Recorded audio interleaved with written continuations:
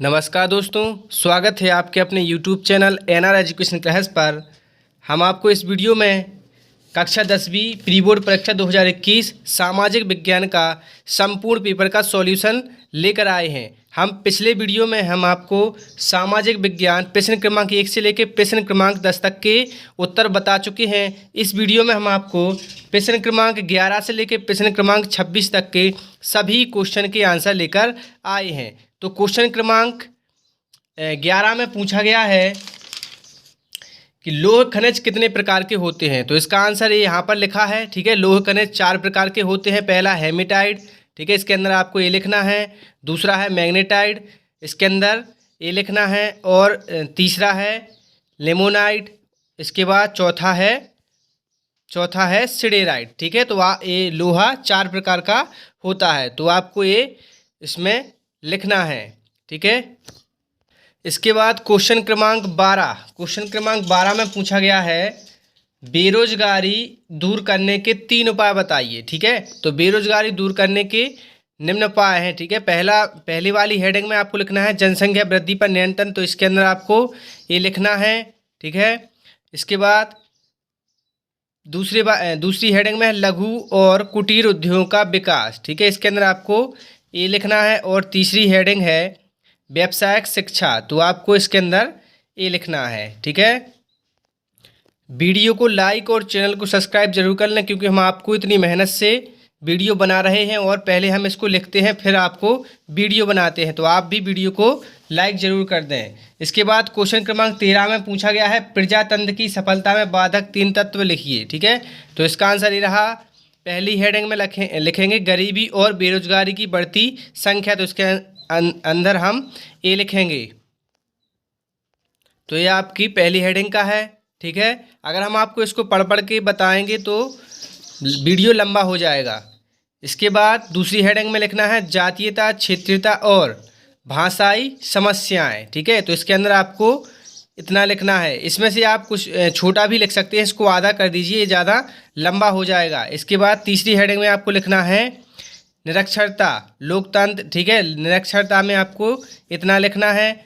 और इसके बाद चौथी हेडिंग है इसमें सामाजिक कुरीतियाँ, तो आपको केवल 3 लिखने हैं, ठीक है। हमने इसमें 4 लिख दिए, तो आपको केवल 3 लिखने हैं। इसके बाद क्वेश्चन क्रमांक 14 में पूछा गया है विकसित व विकासशील देशों में 3 अंतर लिखिए, ठीक है। तो ये आपका अंतर लिखा है, इस प्रकार से लिखना है आपको, विकसित देश और विकासशील देश, ठीक। तो इसमें आपके ये 3 अंतर लिख दिए हैं।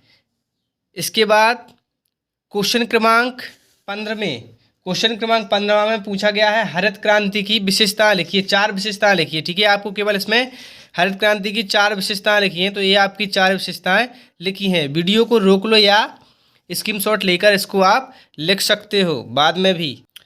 इसके बाद क्वेश्चन क्रमांक 17 में, ठीक है, क्वेश्चन क्रमांक 17 में पूछा गया है बंगाल विभाजन के कोई 4 कारण लिखिए, ठीक है। तो इसका आंसर यहाँ पर लिखा है। पहले कारण में एकता की भावना का विकास, इसके अंदर आपको इतना लिखना है।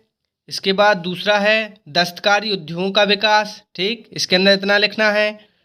इसके बाद तीसरी हेडिंग है शिक्षा के क्षेत्र का अभाव, ठीक।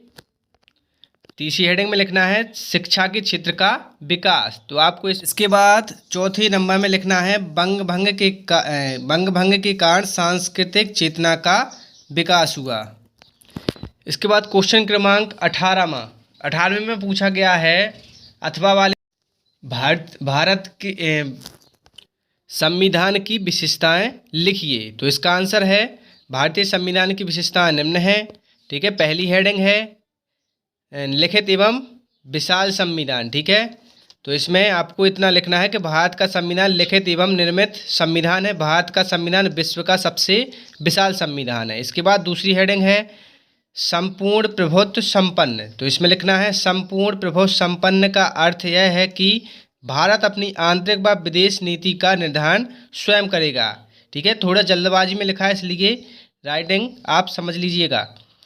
तीसरे वाले में है मौलिक अधिकार एवं मूल कर्तव्य, तो इसके अंदर लिखेंगे हम भारत के संविधान में नागरिकों के मौलिक अधिकारों एवं मौलिक कर्तव्यों का प्रावधान है। इसके बाद चौथी हेडिंग है स्वतंत्र एवं निष्पक्ष न्यायपालिका। तो इसके अंदर लिखेंगे नागरिकों की मूल अधिकारों की रक्षा और संविधान की व्याख्या करने का अधिकार होने के कारण न्यायपालिका को स्वतंत्र घोषित किया गया है।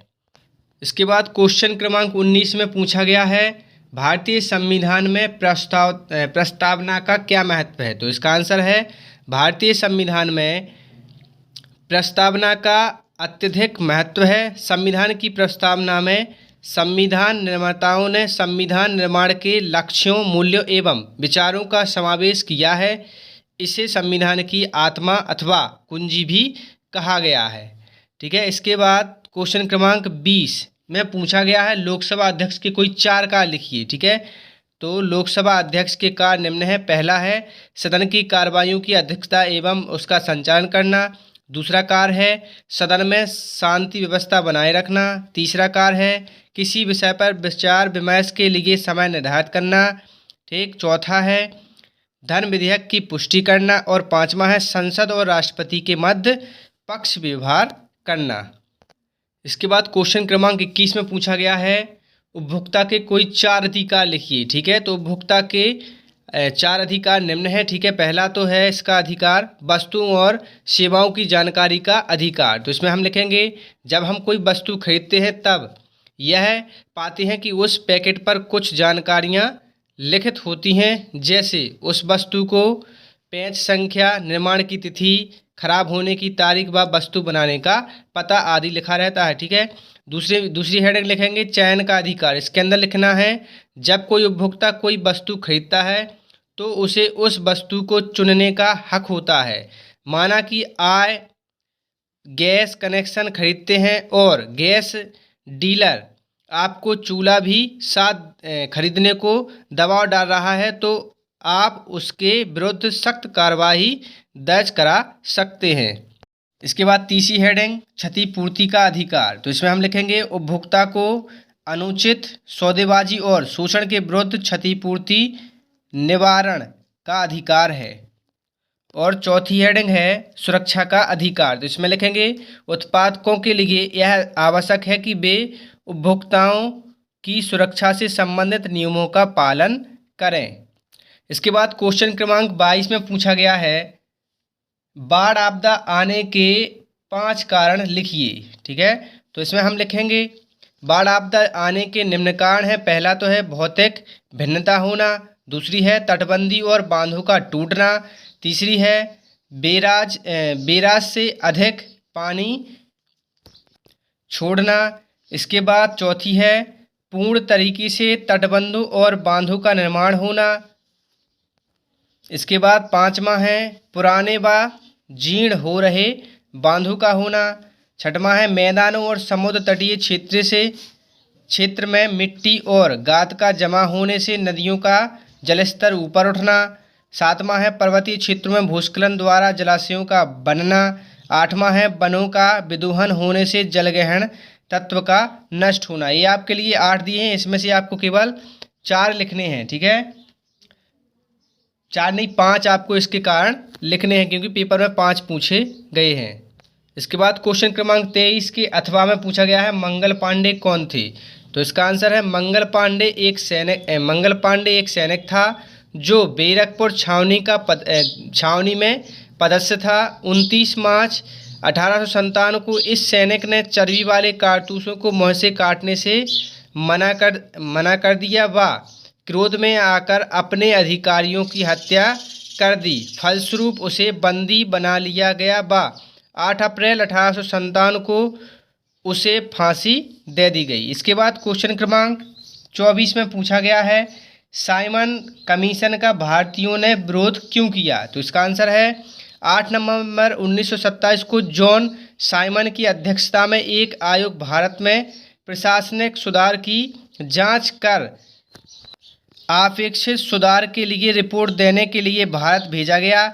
इस आयोग के सभी 7 सदस्य अंग्रेज थे और कोई भी भारतीय सदस्य नहीं था, इसलिए भारतीयों द्वारा इसका विरोध किया गया।